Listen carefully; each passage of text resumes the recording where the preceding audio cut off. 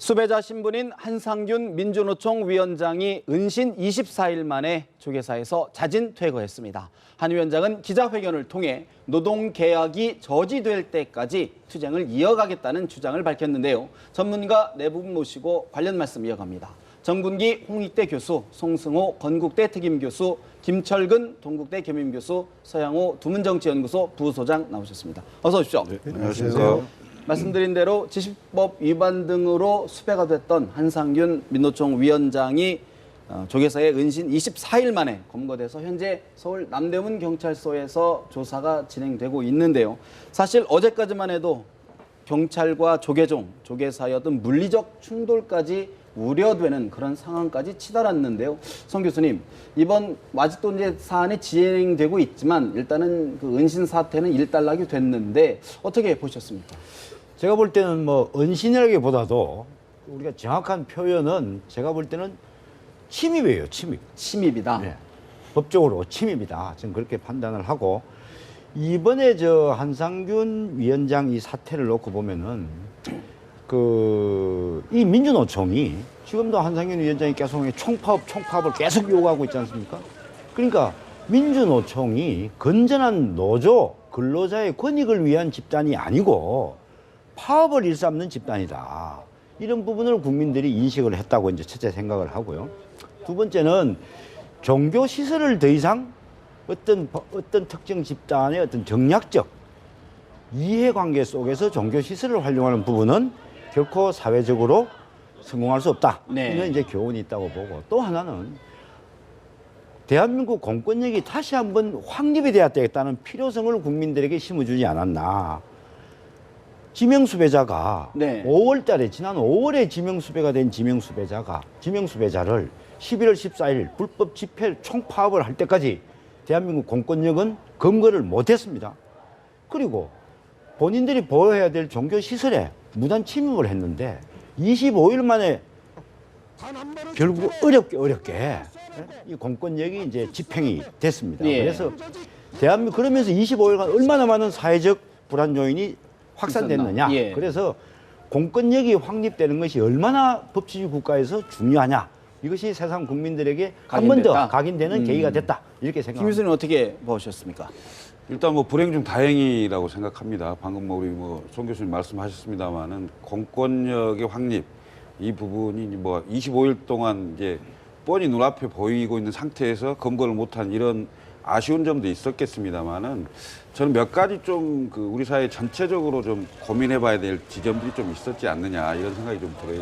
일단 11월 14일 광화문 집회가 굉장히 폭력적이고 또 강제 진압, 강압적인 진압 이런 네. 상황이 혼재되어 있는 상태였는데 여러 불상사가 있었죠. 그렇습니다. 그런데 이제 12월 5일 날 그 대규모 집회가 평화적으로 됨으로 인해서 어떤 시위 문화의 어떤 한 단계 업그레이드 되는 이런 상황이 좀 있었지 않나 이런 생각이 좀 들고요. 두 번째는 한상균 위원장이 사실은 좀 일찍 좀 결단을 해줬어야 되는 거 아니냐. 당초에 신도회하고 얘기했을 때 거치를 12월 6일 날 한다고 했을 때 벌써 한 3일이 지난 이후에 경찰이 경내까지 들어와서 뭔가 체포를 하려고 하는 상황에서 뭐 중재가 나와서 결국 이렇게 되는 건데 3일 정도 늦어짐으로 인해서 민주노총과 민주노총 위원장으로서의 어떤 명분. 권위와 도덕성 네. 마치 뭔가 좀 미루고 있는 듯한 이런 모양새가 좀 좋지 않았다 이런 생각이 좀 들고 세 번째는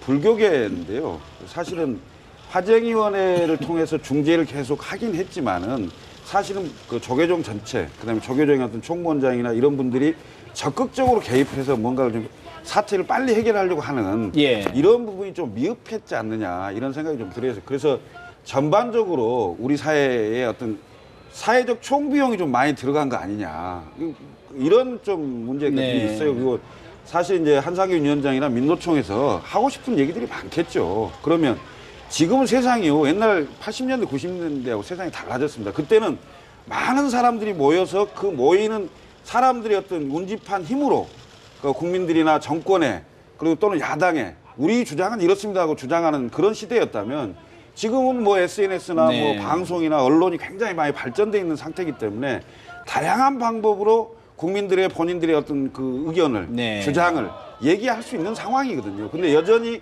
그 방법이 옛날 30년 전하고 크게 다르지 않았다. 이런 점들은 반성해야 될 부분이다. 반성해야 된다. 네. 그런 생각이 좀 듭니다.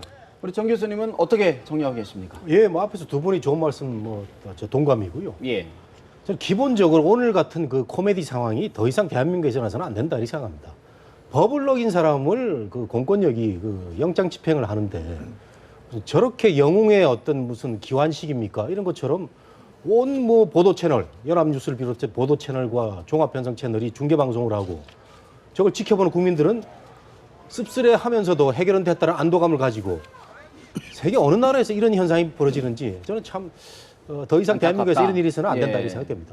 우리 저 부소장님은 어떻게 보셨습니까? 네, 뭐 그런 한편의 코미디라고 볼 수도 있지만 또 다른 한편으로는 우리가 사회적 갈등을 공권력이나 그에 저항하는 물리력 대 물리력 폭력으로 해결하지 않고 그 사회적인 합의를 통해서 해결할 수 있다는 성숙함을 보여준 게 아닌가. 물론 그 성숙함의 이면에는 정치의 부재로 인해서 그 조계사라고 하는 종교인에게 신세지는 게 있죠. 그 특히 네. 민주노총은 폭력성만 과도하게 비춰지고 자신의 주장이었던 시운해고 그 비정규직의 확산 양산이라고 하는 원래 이슈는 사라졌다라고 하는 할 말도 오늘 하게 해드렸고, 그리고 엄정한 공권력의 집행이라고 하는 그 정부 당국의 경찰력도 집행이 돼서 종교인들에게 그 특히 조계사에게 큰 그 신세를 진 것 같고요. 네. 이제는 남은 거는 임시국회도 소집된 만큼 이 화두를 정치권 여야가 예. 가다 안아서 슬기롭게 해결해서 드디어 정치인이 좀 밥값하는 그런 계기가 되길 바라봅니다. 사실 한상균 위원장이 이제 자진 퇴거를 하면서 한 20분 가량의 기자회견을 했거든요. 그러면서 이제 여러 가지 이야기를 했는데 나는 지금 노동법 개혁을 막겠다는 그 심정으로 지금 투쟁을 하고 있는 것이다라는 취지의 기자회견을 했어요. 그러면서 야당에게는 노동법 개혁 야합하지 마라 이런 취지의 또 주장을 했는데 먼저 한상균 위원장의 기자회견 소식 이야기를 잠깐 듣고 저희들 대담 이어가도록 하겠습니다. 저는 살인범도 파란치범도 강도범죄 폭동을 일으킨 사람도 아닙니다. 민주노총을 폭력 집단으로 낙인 찍고 한상균을 그 수개로 물고 소역죄까지 들먹거리며 단 한 번의 집회로 수백 명을 소환하고 압수수색하고 정부와 새누리당의 비정규 확보는 그나마 2년 뒤 정규직이 될 수 있다는 비정규직 노동자들의 소박한 꿈과 기회마저 없애버리겠다는 것입니다. 민주노총은 노동개혁을 막기 위해 2천만 노동자의 생존을 걸고 정권이 가장 두려워하는 총파업 투쟁에 나설 것입니다. 앞서 말씀드렸던 것처럼 지금 노동법 현안 문제가 노동법 개혁이다. 이거를 총파업으로 막겠다라는 주장을 내놨는데 송 교수님 어떻게 보십니까? 저는 말이죠. 한상균 지금 위원장 기자회견을 통해서 말한 거를 크게 세 대목으로 나눠보면은 우리는 노동악법을 막기 위해서 노동악법으로 계약되는 것을 막기 위해서 파업을 했다. 네. 두 번째는 우리는 비정규직 근로자들에 대해서 보호하고 있다. 비정규직을 보호하고 있다. 그다음 세 번째는 뭐냐? 이 야당도 그 정부와 여당에 끌리들지 마라 이렇게 이제 크게 세 가지를 이제 주장을 했는데 제가 볼 때는 다 맞질 않아요. 첫째는 본인이 범법자가 아니라고 얘기했는데 본인은 불법 시위 주동자입니다.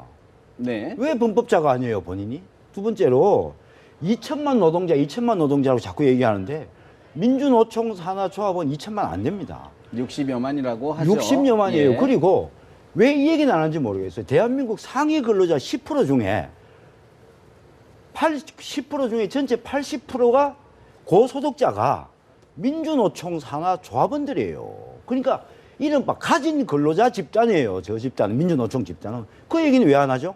그러면은 자, 비정규직 근로자들 문제가 그렇게 심각했으면 왜 본인들이 정규직 근로자 해고를 못하게 막고 있습니까? 앞뒤가 안 맞고. 세 번째, 본인들은 노동법 개혁을 저지하기 위해서 한다고 했는데 지난 11월 14일 날 파업 때 그 등장한 구호를 보십시오. 박근혜 정권 퇴진, 이석기 석방, 통진당 해상 철회. 이것이 지금 노조가 외쳐야 될 구호입니까 이게? 네. 그러니까 본인은 거꾸로는 실질적으로는 정치 투쟁을 하면서도 하면서 이른바 노조 네. 활동을 한다는 그쪽으로 지금 여론을 계속 호도하고 있는 거죠. 네. 몇 가지 정정하겠는데요. 그 민주노총의 주장이 이석기 석방이라던가 뭐 그런 건 아니고 거기 민중대회에 참여했던 제 단체들 중에서 일부가 했던 주장인 것 같고요. 제가 보기에는 뭐 일단은 그 오늘의 기자회견의 의미는 그 합리적 합의면 그 존중하겠다. 그리고 법 질서를 따르겠다라고 하는 민노총의 전향적 자세인 건 높이 평가해야 될 것 같고요.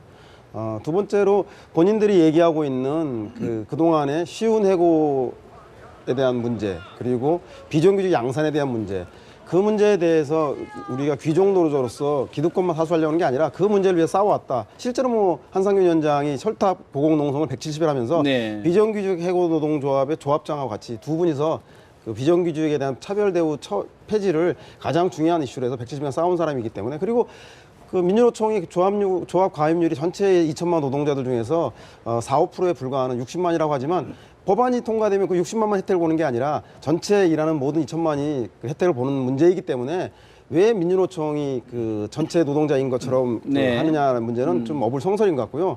다만 그 이분들이 얘기한 그 노동자들이 자기의 정당한 권리를 가지고 노조를 결성하고 단체 교섭을 하고 행동을 하는 것은 헌법에서 보장되어 있는 권리입니다. 그래서 그렇기 때문에 총파업 자체에 대해서 반대해서는 안 되고 예. 그 총파업이 적법한 절차를 가지고 자신들의 의견을 관철했는가 여부에 대해서 비판을 해야 될 것 같고, 이제 남은 숙제는 이런 20년, 30년 전에 폭력이냐 비폭력이냐의 문제가 아니라 현재에 있어서 제기하고 있는 여러 가지 문제 중에서 쉬운 해고와 비정규직 양산하고 있다는 기간제와 파견 근로제, 이 두 문제에서 노동자 내에서도 입장이 다르고 또 여야도 입장이 다른데 여기서 사회적 합의를 어떻게 얼마만큼 이뤄낼 것인가, 이 문제에 대해서 좀 생산적인 논의가 좀 있어야 될 것 같습니다. 제가 두 분께 잠깐 죄송합니다. 네. 말씀하신 것 중에서 제가 조금 전에 얘기한 박근혜 정권 퇴진, 이석기 석방, 통진당 해상, 철회, 이런 문제가 민노총이 주장한 게 다른 일부 시위에 참가한 단체가 주장했던 얘기라고 한다면 왜 민노총은 이 부분에 대해서 우리는 그거 주장한 바가 없습니다. 우리는 박근혜 정권 퇴진에 대해서 우리는 주장한 바가 없습니다라고 왜 안 밝혔죠, 지금 한 번도. 네. 그리고 본인들은 비정규직을 양산하는 이 노동 계약을 저지해야 된다고 얘기하면서 본인들은 왜 고용 세습을 하냐 이거예요. 앞뒤가 안 맞는 얘기예요. 제가 우리 아니, 우리 부소장님 예, 지적을 예. 제가 네, 하려는 네, 거 아니고 예, 죄송합니다. 제가 순서를 뺏어서. 네. 정 교수님 말씀해 주십시오. 예. 우리 네 사람 나왔는데 공평하게 이제 발언을 제가 항상 저는 뭐 장타자가 아니고 합리적 합의라고 이렇게 말씀을 하셨는데, 이번에 그 한상균 위원장 체포영장 집행은 합리적 합의라는 이런 단어를 쓰기에는 부적절한 거죠. 왜냐하면은 법을 어긴 사람을 그 공권력이 그 공무 집행을 하는 겁니다. 그걸 가지고 이제 종교시설이라는 여러 환경 속에서 민감한 그런 환경이 조성되다 보니까 공권력이 주저주저 했던 건데, 네. 그걸 가지고 합리적 합의가 될 때 뭐 이런 그 잘 해결이 된다 이런 것도 모순이 있고, 그다음에 노사정은 이미 합의가 됐지 않습니까? 그때 합리적으로 그 협의를 안 한 그 진영이 민주노총입니다. 그래서 때를 놓쳤는데 지금 저는 들어가야 될 것 같고, 그 조금 전에 한상균 위원장의 발표 중에 가장 제가 이해가 안 가는 부분이 기간제법입니다. 기간제법. 예. 이게 뭐냐면은 지금 우리 사회가 너무 어려워가지고 정규직 자리는 별로 없어요. 비정규직 자리가 있는데 우리 대학생들이 졸업하면은 정규직이 안 되면 보통 2년 네. 단기로 취직을 하는데, 보통 이 친구들이 한 1년만 지나면 또 이제 고용의 불안을 느껴가지고 계속 떠돌게 됩니다. 그리고 한상균 위원장 말대로 하면은 2년 뒤에는 고용주가 고용을 해야 되는데 해야 된다고 생각하는데 전혀 그렇지 않습니다. 제가 그 학교라든가 이렇게 지켜본 바에 따르면 고용주, 사업주들은 반드시 그런 걸 의무를 떨쳐버리기 위해서 바로 그냥 다른 사람을 데리고 옵니다. 네. 2년짜리 근로자를 데리고 오는 거죠. 그래서 그 새누리당하고 여당하고 정부가 이걸 좀 완화시켜 보겠다 해서 4년을 들인 거거든요. 어떤 게 비정상인 겁니까? 채용을 안 하는 게 비정상입니까? 아니면은 2년에서 임시방편으로 4년으로 늘리는 게 어떤 게 비정상일까요? 당연히 4년으로 가야죠. 왜냐하면 제가 이거 목도를 하고 있는 상황인데, 그 수많은 그 기관에서의 이거 2년짜리 그 근로자를 보면은 바로 2년 뒤에는 해고가 되기 때문에 이 사람들이 채용을 해야 되는데 채용을 안 하는 게 비정상인 것이 아닌가 하는 질문인데 어떻습니까? 그러니까 기업주도 여력이 없겠죠. 그렇기 때문에 계속 그 2년짜리 그 단기 그 직원들을 바꾸는데, 그러다 보니까 2년이 되는 게 아니고요. 1년만 되면 이 사람들이 또 다른 직장을 알아봅니다. 그렇기 때문에 정말 고용시장이 형편없는 이런 상황이 돌아가는 거죠. 네. 그걸 착각을 하고 있는 것 같아요, 제가 보기에는. 뭐 예. 세부적인 내용은 추후에 말씀드리더라도 네네. 몇 가지만 한국노총이 합의를 했는데 노사정 합의에 합의라는 표현을 한국노총은 지금도 부정하고 있고요. 한국노총도 노사정에 대해서 논의됐던 거에 대해서 결정이 나기 전에 정부가 서둘러 발표했다고 반발하고 있고 그리고 한국노총도 그 민중대회 총파업에 이름을 걸진 않았지만 지금 현재 노동법 개정에 대해서 반대하는 입장을 분명히 하고 있습니다. 그리고 법 집행 얘기했는데 치안총수나 경찰총장, 검찰총장은 엄격한 법을 집행해야죠. 하지만 정치라는 게 선과 악을 구별하는 이분법이 아니지 않습니까? 대통령이라고 한다면 적어도 법 집행을 이야기하기에 앞서서 그 서로 상호 존중하면서 무엇이 다른가에 합의점을 네. 만들어가는 노력을 하는 게 정치의 역할이 아닌가 그런 알겠습니다. 아쉬운 점이 김 교수님께 이 질문을 한번 드려보겠습니다. 사실 이제 민노총이 16일 날 총파업을 하겠다. 그리고 앞으로도 계속 노동법 개정을 막겠다라고 했는데 앞으로 계속 갈등이 우려돼요. 어떻게 보십니까? 그러니까 적법한 절차에 의해서 총파업을 하고 그 절차에서 집회와 시위를 한다면 그건 자신들의 요구, 주장을 할 수 있는 거죠, 사실은. 왜냐하면 지금 그 노동법이 5개 법안이지 않습니까? 이 5개 법안 중에 지금 국회에 다 지금 넘어와 있는 그렇죠. 건데 박근혜 대통령도 시급하게 좀 처리를 해달라. 그러니까 경제 큰 틀에서 본다면 노동시장 유연성이라는 게 확보돼야 어떻게 성장에 좀 기반이 되지 않겠나 이런 주장을 하고 있는 거고요. 또 노동자나 야당 입장에서 보면 쉬운 해고나 그다음에 그 비정규직을 양산하는 법으로 가서는 곤란한 거 아니냐 이런 대책이 좀 있어야 되는 거 아니냐 이걸 가지고 좀 국회 내에서 이제 임시국회 오늘부터 됐으니까 이 예. 임시국회 내에서 상당히 논쟁이 예상되는 상황입니다. 사실 뭐 자세한 부분을 뭐 토론할 수도 있겠습니다만 그 얘기는 않겠습니다. 않겠는데 실제로 그 노동자들이 느끼는 그런 그 생존권적인 그 상황에 대해서 굉장히 어려움이 있을 거라고 저는 봅니다. 근데 이 문제는요, 사실은 노동자나 그 자영업자, 중소서민, 그러니까 서민들을 내모는 것이 문제가 아니고요. 예. 사실은 우리나라 경제를 어떻게 성장을 시킬 것인가에 대한 대책을 정부에서 내놔야 돼요. 사실 이명박 정부의 747 공약이 있었잖아요. 7% 성장하고 뭐 이런 747 공약이 있었고, 네. 그 다음에 박근혜 대통령의 공약이 줄푸세 아닙니까? 이런 공약들이 과연 그러니까 짧게는 지금 뭐 벌써 몇 년입니까? 8년 차입니까? 8년 차. 8년 차 대한민국 경제가 장기 저성장이에요. 네. 이 장기 저성장으로부터 오는 온갖 어려움들은 서민과 그다음에 노동자, 다 중소기업 하는 이런 분들에게 전가되고 있는 거라는 거죠. 그러면 근데 지금 이런 상황인데 이것을 정부가 얘기하는 서비스 산업 발전 기본법 이런 거로는 미흡하다 그런 말씀이신가요? 아니요. 서비스 산업 발전 기본법이나 이런 경제 활성화에 관련된 법안 있지 않습니까? 이건 예. 이따 별도로 얘기하겠습니다만은 당연히 해야 된다고 저는 봅니다. 근데 그럼에도 불구하고 노동 그 관련 법안에 대해서 너무 노동자들을 그 몰아세우는 이런 상황에 대해서는 사실 여야가 굉장히 심도 있고 고민을 하고 그 대책들을 좀 여러 가지 것들이 같이 포함돼야 되는 것이 아니냐 이런 생각이 좀 예. 들어요. 그래서 16일 그 총파업하는 거 있잖아요. 이 부분은 과연 그게 적법하게 됐느냐의 문제를 놓고 좀 따져볼 것이지 적법하게 돼서 본인들의 주장을 한다는데. 게 그걸 뭐라고 얘기를 합니까? 그런데 지금 너무 김 교수님이 브로드하게 말씀하시는데 이명박 정권 때 뭐 747까지 말씀하시는데 뭐 그런 건 다 이제 나중에 하더라고요. 한상균 위원장이 지금 아까 얘기한 비정규직 그 노동자들의 뭐 어떤 고용의 불안정성 이걸 얘기를 하는데 이런 말 할 자격이 있습니까 이 사람들이? 제가 솔직히 말씀드릴게요. 민주노총가 60만 정도 된다고 했고 민주노총을 구성하는 그 기업 조직원들이 어떤 사람들입니까? 현대차 같은 대기업 노조입니다. 아주 연봉도 세죠. 그 다음에 그 뭐 전농이라든가 또 그 일부 자영업 쪽에 계신 분들도 네. 있고 그 다음에 전교조 그 다음에 뭐냐면 공기업 노조입니다. 공기업 노조를 우리가 뭐라고 그럽니까?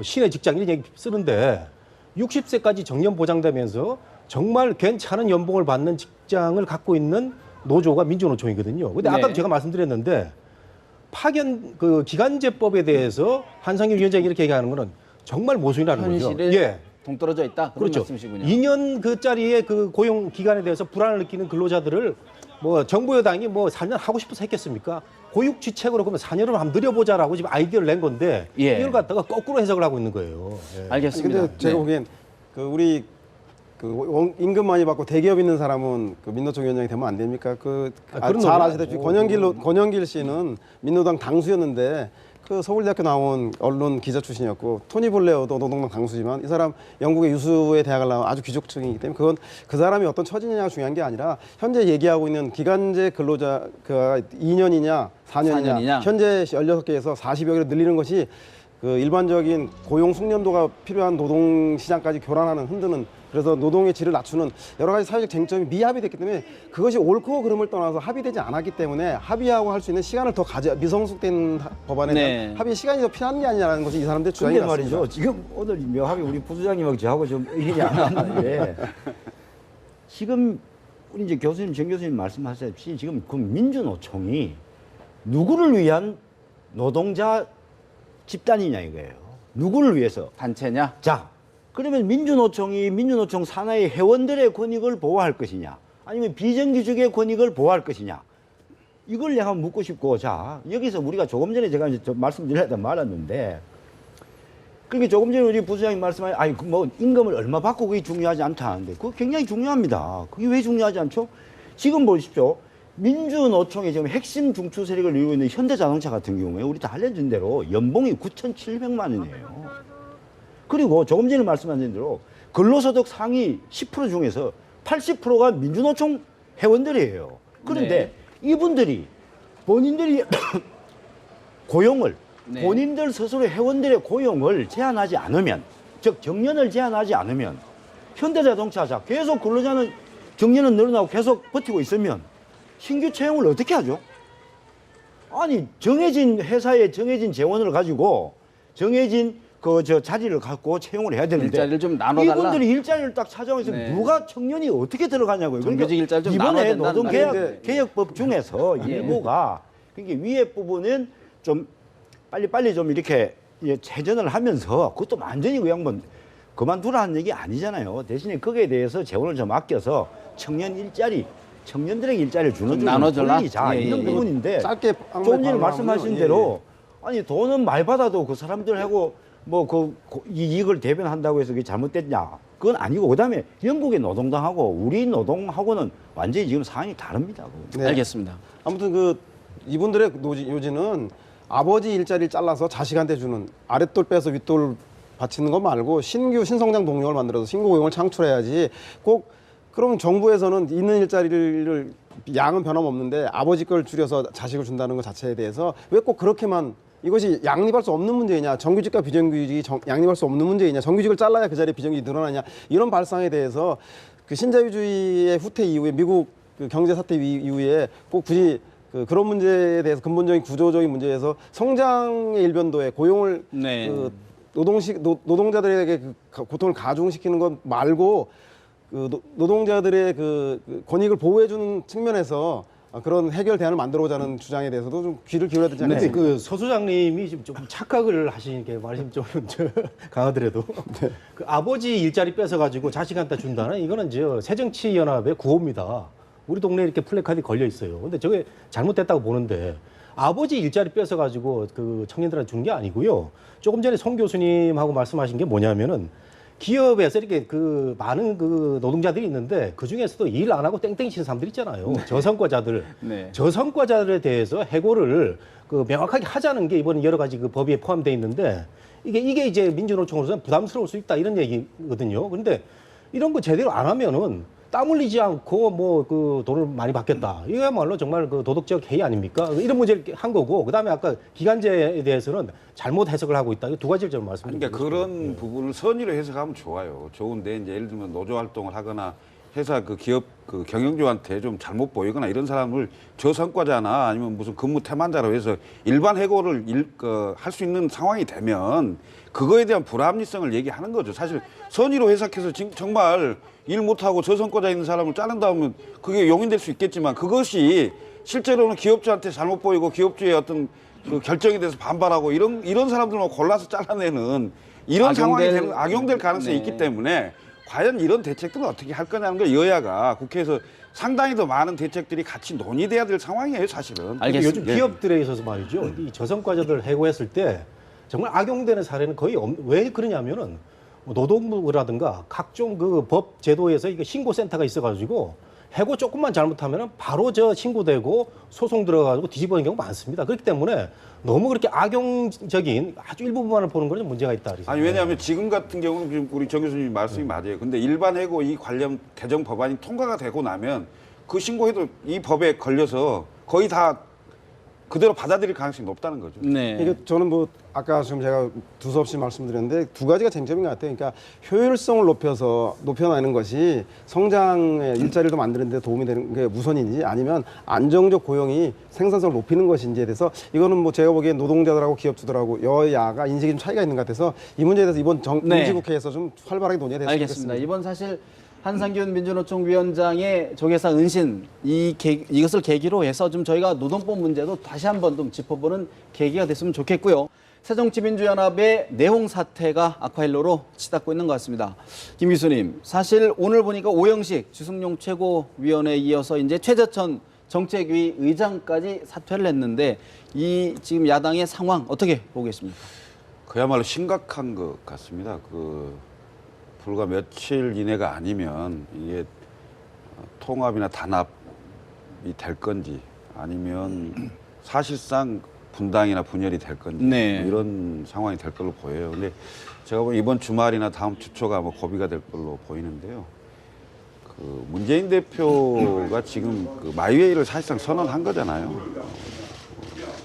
안철수 전 대표가 주장한 2번의 제안 예. 거절을 했고 혁신전대. 네, 혁신전대에 대한 부분을 거절을 했고 최근 사퇴한 오영식 주승용 최고위원 빈 자리를 다시 선출하지 않고 당무회에서 지금 9명으로 되어 있는 최고위원의 정수를 7명으로 줄여서 뭐 이렇게 한 부분이 있고 그리고 또 최근에 이종걸 원내대표하고 밤에 전화 통화를 해서 굉장한 설전을 했다는 거 아닙니까? 그다음에 당무 거부를 하면 되느냐? 원내대표가 특정 몇몇 의원들하고 몰려다니면서 그쪽의 네. 의견만 들어서 이렇게 하면 그게 뭐 공식적인 거냐? 뭐 이런 아주 거친 설전이 있었다고 합니다.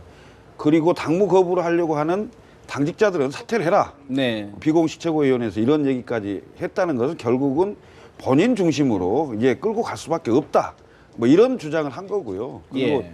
이 상황에서 지금 소위 말하는 당내 당직을 맡고 있는 비주류 최고위원 맡은 분들을 사퇴를 하고 그다음에 최재천 정책의장도 사퇴를 하고 또 다른 이제 비주류 의원들이 뭐 구당 모임을 만들고 그다음에 뭐 중진 모임도 있고 뭐 여러 모임들에서 뭐 여러 가지 안을 내놓고 있는데요. 사실상 이제 수도권 의원들이 이제 그 중에 한 모임 중에 한 60여 명 되는데 그 중에 구당 모임? 예. 아니요 수도권 의원들 모임? 의원들 예. 모임에서 문재인 안철수 공동 비상대책위원장으로 하자 해서 서명을 한 40명 정도를 받아서 지금 문재인 대표한테 갖고 오늘 사이에 뭐 안철수 전 대표한테도 지금 얘기를 한다는 거 아니겠습니까? 근데 제가 보기에는 이 안 또한 받아들이기가 사실상 어렵다. 예, 왜 네. 어렵냐면 두 비상대책위원장을 한다는 것은 문안박 연대의 또 다른 형태예요. 그러니까 왜냐하면 박원순 시장이 단체장이기 때문에 사실상 역할을 별로 하지 못한다면 문안 공동대표하고 같은 거거든요. 지금 나오고 있는 제안들이 대부분이 문재인 대표의 사퇴를 전제로 한 제안들 아니겠습니까? 근데 이제 공동 비상대책위원장은요. 예. 바로 다음 날 이어지는 거기 때문에 예. 어쨌든 권한이 확 줄어드는 거지 않습니까? 왜냐하면 그건 권한이 줄어드는 게 아니죠. 당 대표의 지위가 예를 들어 문재인 대표가 사퇴를 하겠다. 자, 저는 사퇴를 하겠습니다. 책임지고. 그러고 나서 당의 중지를 모아서 비대위를 구성하는데 그중에 뭐 비대위원으로든 비상대책위원장을 하든 간에 뭐 문재인, 안철수 뭐 또 다른 여러분들을 모아서 비대위 체제로 갑시다. 뭐 이렇게 결정을 한다면 그 나중에 들어오는 거잖아요. 그렇지만 지금 대표로 있는 상태에서 비대위를 구성하게 되면 문재인 대표는 있고 다른 분들이 합쳐지는 네. 이런 형국이기 때문에 사실상 문재인 대표와 친노 다수파의 그 권한과 권리와 어떤 뭐 이런 부분들은 그대로 가는 가져가면서, 거죠. 예. 그대로 가는 거고요. 또 4.19 재보선 패배하고 12.8 재보선 패배하고 이 패배에 대한 책임이 없는 거죠. 없는 상황이 될 걸로 보이고 그래서 제가 보기에는 이번 주말 또는 다음 주 월요일 정도 월화 정도에 뭔가 결론이 날 걸로 보이고요. 근데 이제 이런 거죠. 친노는 대답을 좀 같이 예, 공유했으면 예, 좋겠는데 친노는 단합과 통합을 얘기합니다. 근데 역대 야권의 그 선거를 보면 92년도에 한번 그 통합한 게 있고 2008년도, 2012년도에 통합한 선거가 있고요. 그 다음에 분열돼서 치른 다야 구도의 선거가 있습니다. 그게 85년도, 88년도, 그 다음에 96년도, 2004년도 이 구도기 때문에 그리고 이제 특히 96년도 선거 같은 경우에는 새정치국민회의가 79석을 했지만 97년도에 집권을 했어요. 이런 상황이 있기 때문에 네. 꼭 단합해서 하는 게 선이고 분열로 가면 꼭 악이다. 악이다. 이렇게 볼 수는 없다. 이거. 분당 가능성도 염두에 말이죠. 두고 봐야 된다는 우리 말씀입니다. 김철범 교수께서 상세하게 설명해 주셨는데 저는 지금 새정치연합이 하는 모습을 보면은 본류는 가만히 놔놓고 강론만 갖고 자꾸 노는 것 같아요.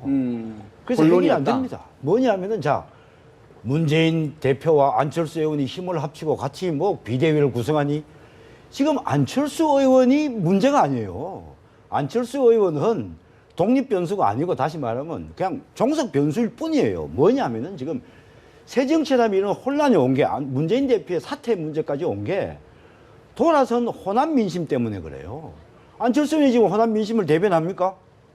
전혀 아니잖아요. 그러니까 돌아온 호남 민심, 새정치연합의 주인의식을 갖고 있는 돌아앉은 호남 민심을 어떻게 총선을 앞두고 돌릴 거냐 다시. 근데 문재인 이것이 대표로는 본류인데. 문재인 대표는 안 된다. 아니 문재인 대표하고 뭐 안철수 의원이 둘이 만나서 어떻게 하고 뭐 안철수는 일요일에 뭘 발표하고 그래 한다고 해서 호남 민심이 돌아올까요?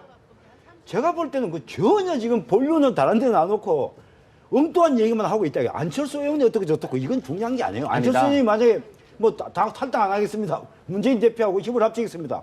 한다고 해서 호남 민심이 돌아올까요? 그래도 본류를 따져야 되고 안철수 의원은 제가 볼 때는 호남 민심을 대변하는 사람이 아니에요. 그래도 우리 지지하지 않겠나 하는 그런 은근한 기대 아닐까요? 그거는 제가 볼 때는 전혀 음. 그 효과가 없습니다. 효과 없다. 저는 조금 송 교수님하고는 의견이 다른데 안철수 의원이 지난 대선 때에 비해서는 뭐 존재가 많이 약해졌죠. 50% 지지받던 사람이 한 5% 정도 나오는데. 근데 어쨌든 간에 안철수 의원의 이번에 그 여러 가지 그 공세 카드가 지금 먹히고 있다는 거예요. 요 며칠 사이에 사실은 호남 비주류가 작년 여름부터, 올 여름부터 흔들었어요. 흔들어가지고 계속 지리멸렬하게 되다가 안철수 의원이 통합전대 얘기 나온 이후부터 급물살을 타가지고 지금 문재인 대표 체제가 많이 훼손이 되고 있죠. 그래서 오늘 그 최재천 위장까지 사퇴를 했는데 그렇다면은 안철수 의원의 존재가 미약하지만 문재인 대표로서도 안철수를 놓칠 수 없고 그 호남 비주류, 이 기득권 세력에 포함되는 이 사람들 분당 세력으로서도 안철수가 오지 않으면은 상당히 힘이 실리지 않는. 예, 그렇기 때문에 안철수 의원은 중요할 수밖에 없는 그런 또 존재감이 이번에 부각이 됐다. 그래서 정치라는 게 참 모르는 것 같습니다. 5%의 지지율이지만 양쪽에서 다 지금 구애를 받고 있는 상황에서 본인이 치권을 어떻게 뚜꾸라고 할지 결국은 주목됩니다. 제가 이 말씀을 네. 꼭 한마디 드리고 싶어요. 저는 뭐 정 교수님 말씀이 맞다 안 맞다 그 얘기 아니고 지금 호남 민심, 제가 파고 있는 호남 민심은 문재인도 아니고 안철수도 아니에요. 그렇다고 해서 그러면 호남 지역 출신의 국회의원들이냐? 제가 볼 땐 그것도 아니에요. 지금 호남 지역 국회의원들은 이른바 자기들 기득권 지키기에 골몰한 사람이라고 지금 호남 민심은 보고 있단 말이죠. 그런데 문제는 뭐냐면 이 호남 민심을 그야말로 호남 민심을 대변해 줄 사람이 없다는 거예요. 네. 문재인도 아니고 안철수도 아니고 지금 호남의 현역 국회의원들도 아니라는 거죠. 그래서 이 호남 민심을 빨리 대변해 줄 수 있는 하나로 여론을 엮어낼 수 있는 이 부분을 찾는 게 네. 누가 대표되고 안 되고 문제가 아니고 새정치연합이 안고 있는 문제다. 가장 큰 숙제다. 네, 그래서 이렇게 말씀드리자면 뭐 지금 제일 바깥 못하는 사람들이 제가 보는 야당인 것 같은데 그 중에서도 지금 제일 그 문재인 대표하고 안철수 대표 전 대표가 두 사람이 제일 도마에 올라와 있는데 제가 볼 때는 사태 본질이 문재인 대표 사퇴로 모아지고 있는데요. 호남의 대표성을 주장하는 의원들하고 비주류 의원들하고 좀 다른 것 같습니다. 특히 안철수 의원은 혁신을 하기 위해서 혁신의 의지가 없는 문재인이 제로 베이스에서 출발해서 당의 이후 향후 노선과 정책을 놓고 나랑 같이 한번 붙어보자. 그래서 우리 당의 중도인지 우리 당이 진보로 가야 되는지에 대해서 놓고 붙어서 그것이 결정난 사람대로 총선까지 따라가자. 이게 이제 안철수 대표가 주장하는 바인 것 같고 혁신을 해보기 위한 노선 경쟁을 하자는 게 주장인 것 같고 호남 의원은 그야말로 그것이 천정배든 박지원이든 박주선이든 그다음 그 박준영 전 지사든 간에 호남의 대표성을 얘기하는 것 같습니다. 근데 호남의 대표성 아까 송 교수님 얘기하셨는데 호남의 대표성은 호남 지역 사람들이 자기 지역에 대한 애정을 갖는 것은 동서고금을 서양과 동양을 막론하고 뭐 탓할 일이 아닙니다. 영국의 웨일즈도 그렇고 미국의 동서부 그다음에 일본 사람의 오사카 사람들의 관서지방에 유별난 사랑. 네. 한국의 한국에서의 그 호남 분들에 대한 지역 사랑도 탓할 일이 아니죠. 다만 호남의 의원들이 호남의 그 애양심을 호남 대표성으로만 국한해서는 안 되는 겁니다. 왜냐하면 호남에서는 지금 호남의 대표주자인 문재인이나 노무현 대통령이 호남이 아니기 때문에 비호남 명남이기 때문에 반대하고 하는 건 아닙니다. 그 사람들이 광주 그 노무현 경선 돌풍을 만들어낸 주역이고 문재인 대표를 대선 후보 시절에 90% 이상의 압도적 지지를 보내준 분들이 호남입니다. 호남의 본질은 박지원이냐 박주선이냐 천정배냐 호남 대표가 당의 지도부에 없다는 게 아니라 이놈의 당이 총선과 대선에서 정권 교체 총선 승리를 이루어줄 수 있을 만큼 국민들에게 황골 탈퇴할 수 있는 변화를 이끌어내느냐 네. 그런 혁신을 하고 있는 거 국민들에게 사랑받느냐가 제일 판단이 우선인데 그렇지 못하는 것 때문에 비판하기 때문에 그 책임이 문재인 대표에게 저는 그래서 문재인 안철수 두 사람이 친노냐 비노냐 주류냐 비주류냐의 허위 구도에 빠져들지 말고 두 사람이 불러낸 게 뭐겠습니까? 새로운 정치라고 하는 낡은 정치 청산하라고 하는 국민들이 링으로 올린 사람이니 두 분이 손을 잡고 원래 하려고 했던 그 낡은 정치인들 그 아들 취업 부탁이나 하고 어디다 압력 전환하는 이런 낡은 정치인들 네. 청산하고 좀 새로운 정치를 하라고 하는 거니까 두 분이 이제 그렇게 하는 게 제일 직한 시나리오이긴 한데 현실적으로 가능할까요? 아니 그 우리 서소님 말씀이 그 맞죠. 맞는데 그 호남 분들은 지금 그 자신들의 그 어떤 그 대표를 안철수 의원한테서 찾으려고 하는 건 아닌가라는 생각을 좀 해봅니다. 그래서 지금 이제 13년 전에 그 뭐 후단협인가 네. 후보단이라 노무현 대통령을 선출해놓고 워낙 지지율이 떨어지니까 지지율이 떨어졌다는 이유로 얼마나 많이 흔들었습니까? 그래가지고 결국은 우리나라 정치사에서 정말 코미디 같은 상황이 벌어졌죠. 여론조사로 대통령 후보를 뽑는 코미디 같은 일이 일어났습니다. 그래서 지금은 뭐 모든 게 여론조사가 돼가지고 경찰이 뭐 버스 차단벽을 설치하느냐 막 그것도 여론조사를 하고 있는데 그런 코미디 같은 상황을 연출한 게 후단협입니다.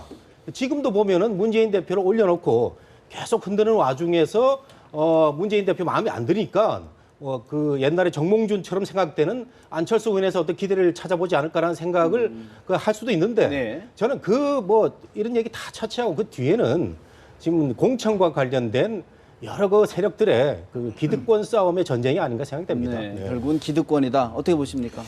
글쎄요, 꼭 그렇게 보는 건 아닌 것 같은데요. 왜냐하면 지금 뭐 후단협 얘기까지 했는데 사실 그 나쁘게 보는 측면은 그렇게 볼 수도 있습니다만 또 다른 측면을 보면은 후단협이 있었기 때문에 노무현 정몽준 단일화가 됐고 그 단일화를 통했기 때문에 노무현 대통령의 당선이 있었습니다. 당시에 이런 얘기했었죠. 민주주의 원칙을 지켜야 된다는 그 얘기와 또 다른 것은 재집권을 하는 게 개혁이다. 이런 어떤 그 세력들이 있었거든요. 그 세력의 그 어떤 대결 구도가 있었고 사실은 결국은 후단협의 영향으로 노무현 정몽준 단일화가 있었다. 이건 좀 긍정적인 측면을 볼 수 있는 거고요. 예. 지금 이제 예를 들어서 지금 뭐 호남 민심 얘기를 하는데 호남 민심은요. 뭐 이 얘기한 대로 총선 승리와 집권이 가능한 이런 정당으로 갈 수 있느냐. 현재 이 정당이 그러냐. 이 측면을 강하게 보는 건 맞아요. 맞는데 지금 현재 문재인 대표와 친노 다수파가 있는 새정치연합은 총선 승리도 불가능하고 집권도 안 된다라고 이미 낙인이 찍혔어요. 자, 호남에 수많은 여론조사가 있었지만 역대 야당 지도자 그리고 야당 대표 중에 호남으로부터 지지율이 이렇게 낮은 대표나 지도자는 없었어요. 이미 내가 보기에는 루비콘 강을 건넌 것 같아요. 호남 네. 민심이 돌아오기 쉽지 않다. 쉽지 않다. 그리고 최근에 오늘입니다. 오늘 여론조사에 제가 뭐 자세하게 말씀을 못 드리겠어요. 왜냐하면 여론조사 뭐 하는 네네. 뭐 그게 있어서 다 외우지를 못해서 못하겠습니다만은 안철수 전 대표가 호남의 지지도가 2배로 뛰어올랐어요. 예. 그래서 한 28%로 1위를 야권 내에서 1위를 달리는데요. 그리고 박원순 시장도 떨어지고 문재인 대표도 떨어졌어요. 호남 지지도가. 주중 여론조사 결과라고 그렇습니다. 합니다. 네. 그러니까 그리고 전체 여론조사에서도 안철수 전 대표가 이게 강철수로 바뀌면서 그런지 모르겠습니다만은 두 자릿수로 올랐었어요. 변화가 이런 있다. 변화가 있는 상황이거든요. 그래서 이 부분이 호남 민심이 계속 고정돼 있는 게 아니고요. 계속 출렁거리면서 어떤 방향으로 흘러간다는 거죠. 그래서 지금 최근에 새정치민주연합 내에서의 어떤 갈등, 이 갈등 구조가 새로운 대안 세력으로 가느냐 마느냐, 만약에 갔을 때는 어떤 폭발력을 가질 것이냐, 이건 좀 지켜볼 필요가 예, 있는 말이죠. 김 교수님 말씀 그런데 맞는데 제가 네. 세 분이 하셨으니까 송 제가 교수님 할게요. 지금 이 말씀하시는 것 중에 제가 호남 민심이라고 얘기했잖아요. 그거를 광주, 전남, 전북 지역의 현 민심이라고 생각하시는 것 같아요. 제가 그런 뜻으로 한 얘기가 아니에요. 수도권에도 호남 분 호남 계시고요. 민심이라는 거, 제가 말하는 호남 민심은 뭐냐면은 지금 과거 김대중 전 대통령의 어떤 정치 이념을 따르는 전국에 호남 출신에도 호남만 사는 게 아니잖아요. 또 김대중 대통령을 추적하는 사람이 호남 출신만이 아니잖아요. 영남 출신도 있고 충북 출신도 있어요. 전국에 퍼져 있는 김대중 전 대통령의 정치 철학을 따르는 그 분들을 제가 호남 민심이라고 네. 표현한 거예요. 예, 그리고 예. 지금 지금 뭐 제가 이제 자꾸 여기 계신 분들은 호남 민심이 뭐 광주, 전남, 전북이 어떻게 이렇게 얘기가 아니고 제가 왜 알겠습니다. 호남 민심이 중요하다 이게 본류라고 얘기하냐면은 19대 총선 때를 보자고요. 지금 자 친노든 비노든 간에 전국에 퍼져 있는 호남 민심 도움을 받지 않고 당선된 사람이 있습니까 지금? 새정치나 국회의원 중에? 지금 호남 민심이 떠나 있어요. 이런 상황에서 뭐 문재인 대표가 되든 안철수 의원이 대표가 되든 그 돌아앉은 호남 민심이 새정치나 후보에게 지지 도장을 찍을 거냐, 지지를 보낼 거냐, 투표를 할 거냐 네, 이 얘기를 하는 알겠습니다. 거예요. 저는. 지금 이제 여러분들 한 얘기 중에 중요한 얘기가 뭐냐면은 우리 야당에서 어떤 특정 지역에 이렇게 강조되는 거, 물론 여당도 마찬가지죠. 근데 여당은 지금 좀 숨어 있는 것 같고 야당에서 이렇게 노골적으로 야당에서만은 그 호남의 어떤 이니셔티브가 이렇게 강조되는 게 과연 바람직한 일인가 이런 걸 저는 한번 말씀드리고 싶고, 그다음에 아까 김 교수님이 좋은 말씀 해주셨는데 그 후단협 과정의 결과는 역시 그 3당 합당이라든가 DJP 연합이라든가 어떤 그 세력들이 뭉쳐서 좋은 결과 이루는 그런 과정으로 해석을 하셨는데, 이제 제가 이제 말씀드리고 싶은 거는 그 후단협 과정에서 그 모양이 너무 안 좋았다. 절차적 그렇죠. 정당성이 훼손됐다는 거죠. 자당의 후보를 뽑아놓고 그 흔드는 과정이 일반 국민들이 보기에도 너무 모양이 안 좋은 우리 기억을 갖고 있어요. 근데 지금도 마찬가지입니다. 문재인 대표가 혁신에 주춤거리고 여러 가지 그 친노 패권주의를 너무 행사하다 보니까 국민들로부터 짜증을 난 것도 사실인데, 어쨌든 간에 불과 2달 전에 본인이 재신임 묻겠다 해가지고 뭐 의총까지 가려고 그랬더니 그때 또 의총까지 못하게 막은 사람들이 비주류입니다. 그렇기 때문에 왜 우리가 13년 전에 그런 후단협 과정이 생각이 날까라는 생각을 해보면 이런 그 과정이 조금 모양이 사나워 보이는데, 예. 어쨌든 저는 뭐 야당이 좀 강력한 야당이 있어야 되고, 그리고 여당을 견제할 수 있으니까 그 야당에서 이번 과정이 잘 수습이 네. 되든 또는 뭐 화끈하게 분당을 하든 네. 뭔가 좀 보여줬으면 이제 너무 그러면 지쳤어요. 여기서 키를 그 이제 갖고 계신 분이 문재인 대표도 있지만 안철수 전 대표도 갖고 있는데, 안철수 전 대표의 선택은 어떨까요?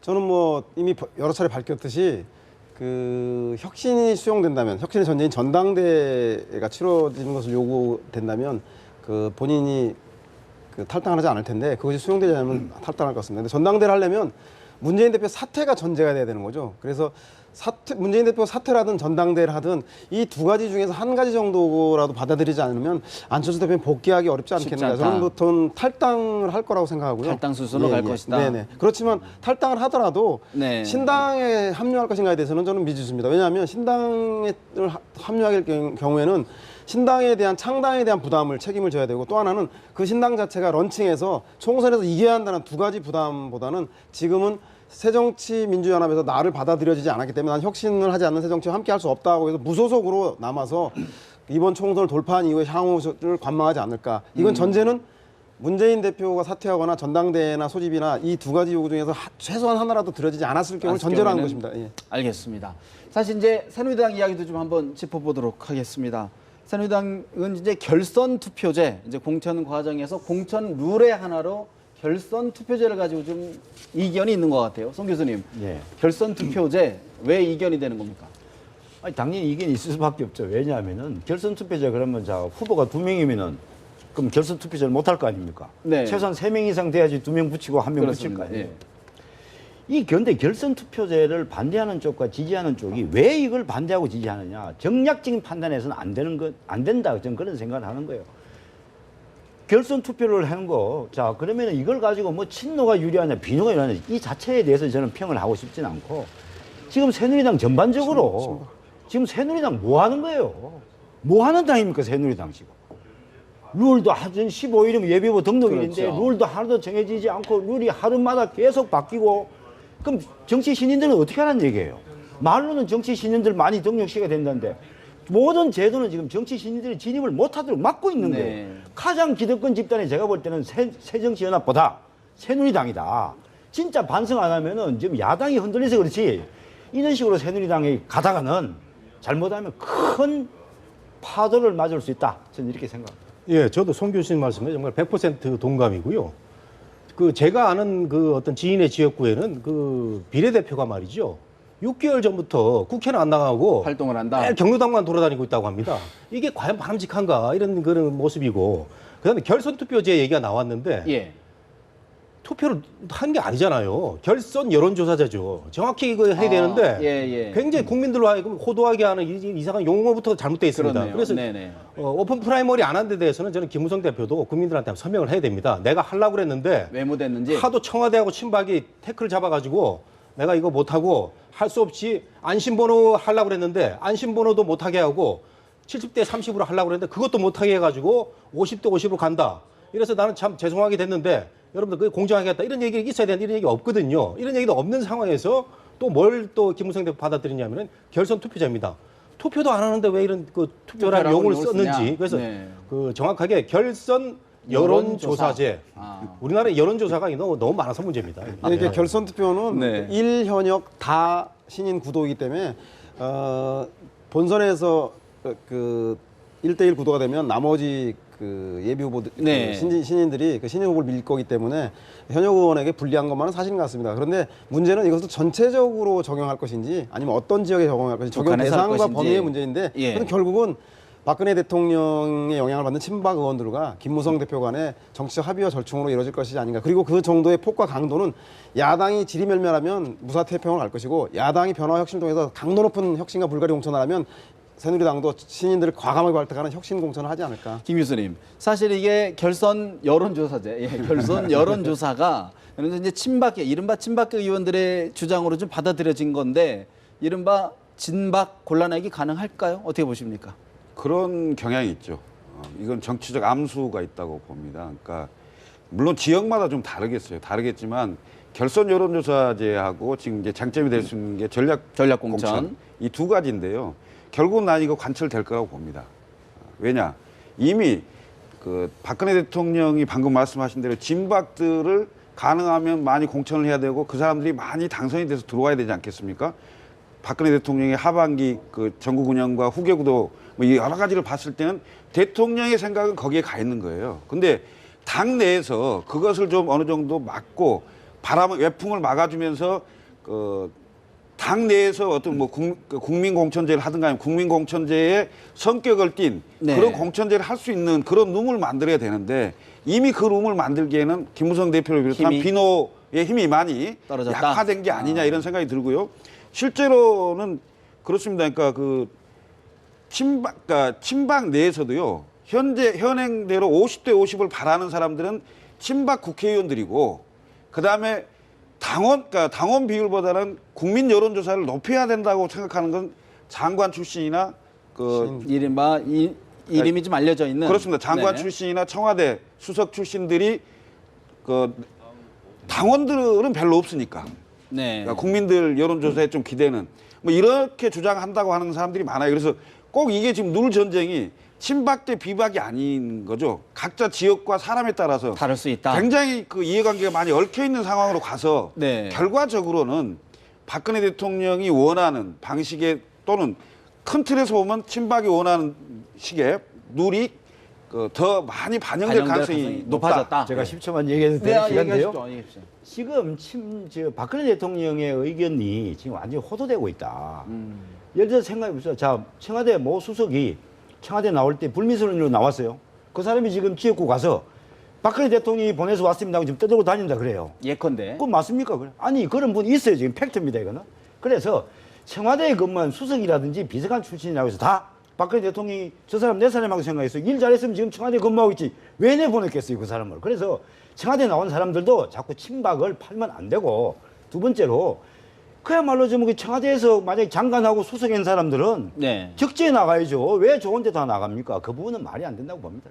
사실 정 교수님이 아까 기득권 이야기를 했는데 오늘 또 결정된 게 하나가 이제 기초단체장이 총선에 출마하게 되면 페널티를 주겠다. 뭐 이런 얘기를 했단 말이죠. 예. 어떻게 보십니까? 예, 원론적으로는 맞는 말이죠. 뭐 기초단체장 지역에 뭐 시나 군에 일하라고 뽑은 사람들인데 틈만 나면 총선에 끼어들어가지고 항상 또 국회의원 되고 변하고 하는데 근데 사실 이번 논란이 있었죠. 기초단체장을 하는 사람이 네. 박심을 얻고 현역한테 도전하는 게 뭐 친박 사이에서 많이 유행이 되다시피 해가지고 그 홍지만 의원인가요? 뭐 공개석상에서 김무성 대표한테 대표님 우리 지역에서 저 구청장이 저 나오려고 그러는데 저 어떻게 하면 좋습니까? 이런 얘기가 나왔다고 합니다. 그래서 사실은 원론적으로 맞는 얘기도 합리적으로 맞는 얘기도 저런 얘기가 나오니까 또 이번에는 그 친박 세력을 봉쇄를 한 거 아니냐 하는데 그건 아닌 것 같고 예. 저는 그 기초단체장 그 이번에 못 나오게 한 거 이거는 정말 잘된 일이라고 잘 보는데 된다. 오픈 프라이머리 아까도 말씀드렸죠. 오픈 프라이머리를 못하게 한 데 대해서는 결정을 못하고 진행을 못하게 한 데 대해서는 김무성 대표가 국민들한테 네. 상세한 설명이 있어야 됩니다. 네. 지금 짧게 30초씩만 말씀 주십시오. 이제 아까 말씀드린 공천룰이라든가 선거구라든가 모든 게 지금 획정이 안 됐습니다. 어떻게 풀어가야 될지 30초씩만 좀 설명을 좀 해주시죠. 근데 좀 뭐 공천 룰이나 이런 것들에 대해서 제가 보기에는 원래 애초에 원안인 대로 그 당의 당수인 당 대표가 당의 그 전체 의견을 모아내는 거니까 네. 새누리당 같은 경우 제가 보기에는 그 박근혜 대통령하고 김무성 대표께서 그 진성 대결 좀 하셔야 되고 자꾸 가면에 숨지 마시고요. 만나서 단판을 지어야 될 것 같고 제가 보기에는 야당 내에서도 이 문제에 대해서는 선거 획정 문제에서 네. 그 농촌에 있는 그 농민들 호남표만 의식하지 마시고 전체 선거 정수를 늘려서는 안 된다라고 하는 의원 정수를 늘려서 안 된다는 국민들 대의합에서 결국은 그러면 지역구를 1번 줄일 수밖에 없는 그 뼈를 깎는 자기 희생이 있어야 된다. 있어야 되지 않겠나. 그것이 전제가 돼야지 두 곳이 합의가 되고 타협이 될 것 같습니다. 그런 국회의 모습 기대해 선거구 봅니다. 획정 어떻게 보십니까? 시급해 보이는데. 빨리 해야죠.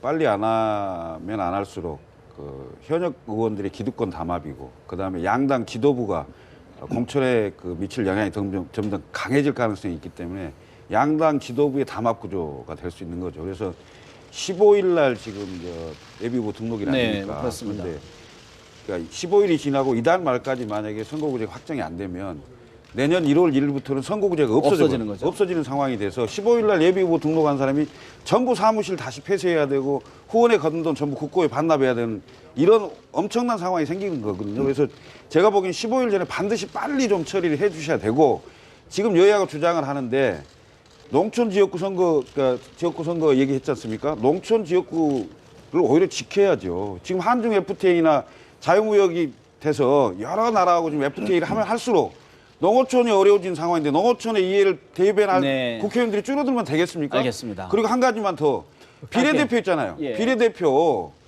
비례대표를 민주적으로 뽑는 절차도 없으면서 왜 그걸 계속 지키려고 합니까? 알겠습니다. 정 교수님. 예, 저는 뭐 선거구 획정 이렇게 우리가 엄살을 떨고 있지만 엄살이 아니라 지적을 하고 있지만 또 국회의원들 마지막 날 또 멋지게 또 해결을 해가지고 폼나게 또 그 광고할 거고요. 다만 저는 경선룰 같은 거를 좀 더 공정하게 새누리는 그 5대5보다 비중을 좀 높이면 좋을 것 같고 야당은 오픈 프라이머리 과감하게 도입하는 게 괜찮을 것 같습니다. 알겠습니다. 송 교수님 마무리해 주시죠. 저는 결과적으로 이 선거구제는 이제는 각계 정파의 이익을 떠나지 않으면 합의가 안 됩니다. 이게 안 되는데 저는 비례대표를 줄이고 지역구를 늘리는 게 맞다. 지역구 자체가 다 전문가들이에요. 지역구 의원은 전문가가 아닙니까?